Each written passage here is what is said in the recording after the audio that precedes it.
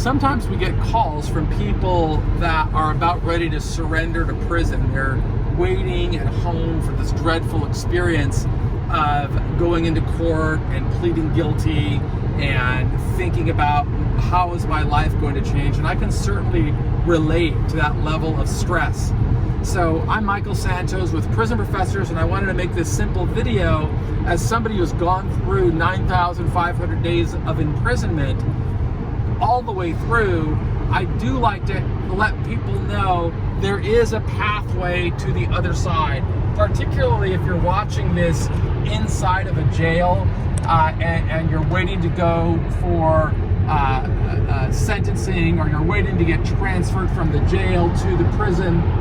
I want you to see that there is another side to this, and it doesn't matter whether you're facing 1 year and a day for some type of a white-collar crime, or you're facing life without the possibility of parole, as I was facing back in 1987. The truth is, we all create our own pathways, and the sooner we can embrace that concept, the sooner we can begin to restore confidence and feel as though we are going to advance and going to make progress.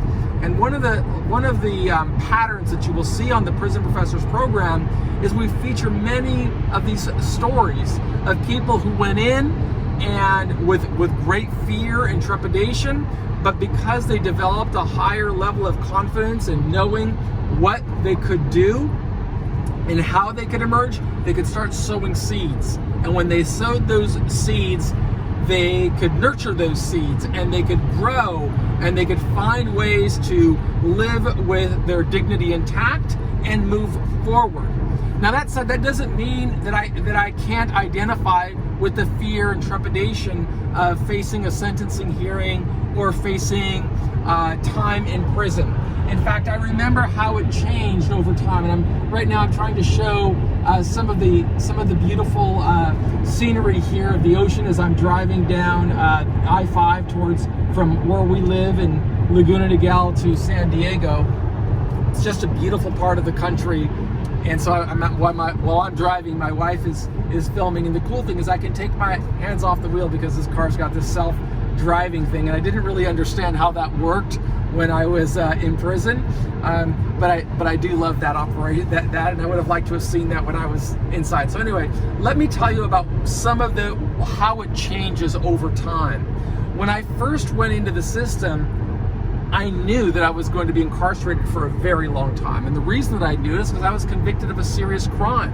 Authorities had charged me with violating the drug laws. I'd sold cocaine, and despite there not being any history of violence, and we only work with consenting adults, the penalties were so severe for my crime that I knew that I was going to have a minimum of 10 years before there would be any possibility for relief, and I got a sentence of 45 years. But I went into the prison system so eager and enthusiastic to begin climbing my way out. I think when we hit bottom in our life, we can realize, okay, this is as low as I'm going to go. Now the onus is on me to begin building. And I couldn't wait to transition from the county jail to high security penitentiary. Even though I didn't know what I would experience inside of a high security penitentiary, I felt confident that I would find a way to build my life. And as soon as I got there, I started to execute on that plan that I've written about so frequently. And this is what I would encourage you to be doing as well if you're facing a challenge. Define success. Think about the best possible outcome in your life. It may not be the outcome that you want right now, but what's the best possible outcome? For me, the best possible outcome would be to be doing what I am doing right now. Living my life, happy with my wife, building a career, not being limited because of a felony background, but rather to be able to create income opportunities.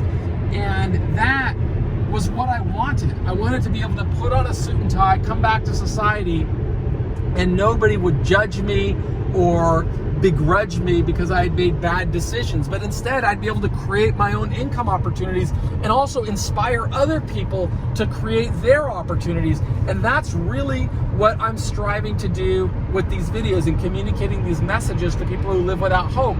So when I went in there, it was just with this drive to say, okay, I know how I'm defining success. Now what I need to do as well is to document it and tell the world what I'm going to do.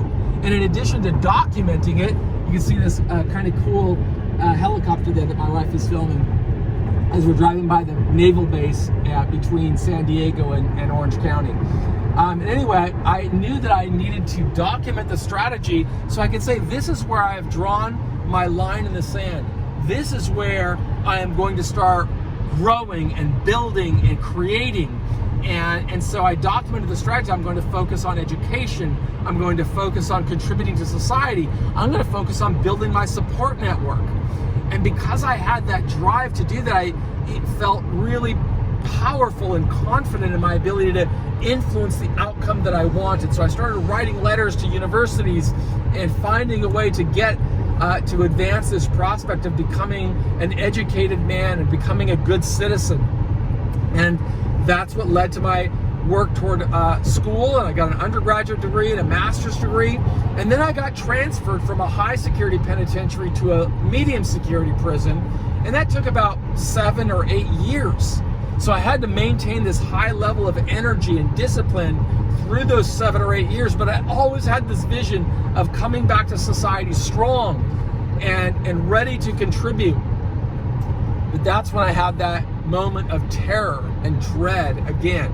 And this time it was different because a riot had broken out inside of the prison where I was held. And as a result of that riot, the new administration wanted to disperse anybody inside of the prison that they considered to have influence. And I had a lot of influence in the prison, but it was a positive influence. And yet the administration, the prison system doesn't always reward that. And so I didn't get a disciplinary infraction, but they did lock me in chains and they did put me on a bus and they did tell me I was being transferred to a high security penitentiary in Lewisburg, Pennsylvania. And now it was different because I told you that when I started in a high security prison, I was just starting. I didn't know any different and I didn't have really anything to lose because I was at the bottom. But after I had 8 years in prison, by then I had an undergraduate degree, I'd completed my master's degree, and I was in a PhD program at the time. So I felt as though I had a lot to lose. And so you start taking a much more conservative approach because I didn't want to lose what I had already gained. And there was this dreadful terror that ran through me as I thought, man, I'm gonna go in there and I know what it's like in a high security penitentiary. I know the stress because I was in there already for 8 years, my first 8 years. And since I went to a medium security prison, it was far less stress, and I just didn't want to go back. But it was there and there was nothing I could do about it. And so I had to just get my mind right and focus again and saying, okay, you're going through this and you're going through this, and I really need to be thinking about how am I going to do it. And so I would focus on really just saying, okay, don't lose sight. You may be going into a dangerous environment, but you've got to stay focused. You've got to make sure that whatever happens here, your safety is first. You use that Maslow's hierarchy, your safety first. You find your level of comfort, find a niche where you can be safe, then continue executing on your plan as those days turn into weeks, weeks turn into months, months turn into years, and then I continue pushing my way through the decades or climbing my way through the decades so that I could eventually get back here to society and do what I am doing now.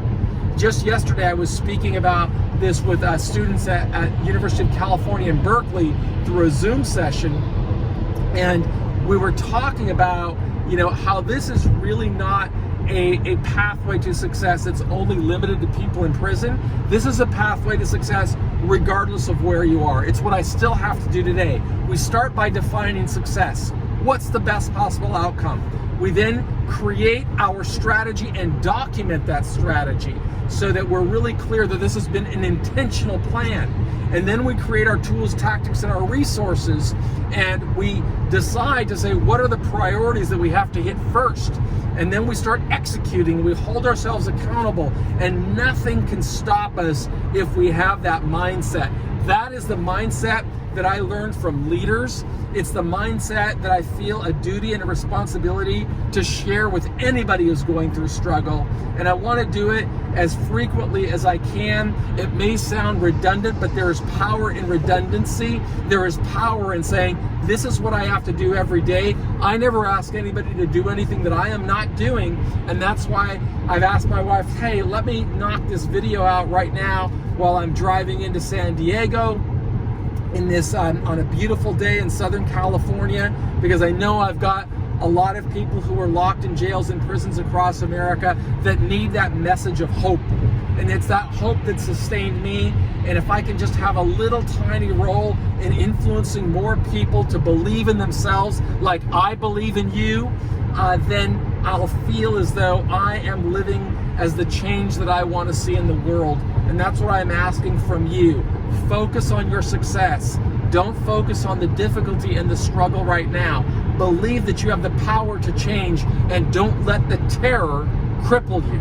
You've got to power through. I went through 9,500 days in prison with that mindset, and now I'm driving down the road in a beautiful Tesla with my beautiful wife next to me, and I'm grateful for it. And I want you to have that level of success as well. Not only through the journey of prison, but I want you to come back to society strong, creating your own income streams, not being dependent on the government or on anybody else changing your life.